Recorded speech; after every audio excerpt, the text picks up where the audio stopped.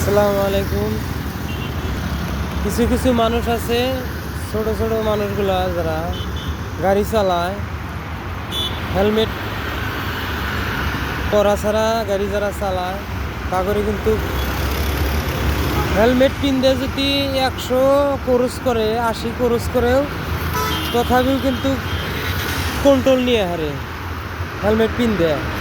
আর যখন হেলমেটটা না পিনতে যখন সাইডে যাইব, 80-তে যাইব, তখনই অ্যাক্সিডেন্ট হওয়ার সম্ভাবনা। কিছু না, যখন 80-তে হেলমেট ছাড়া খরচ করে তখন চোখের পানিতে মানে টলমলো করে, তখন রাস্তা দেখা যায় গোলা গোলা দেখা যায়, 3টে দেখা যায়, তখন 3টের জায়গায় একটাতে ঢোকা দেয়, যা ওই যে মানুষের অ্যাক্সিডেন্ট হয়ে যায়।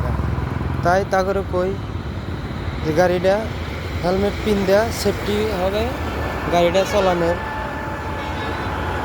নিজের সতর্ক হওয়া চলো।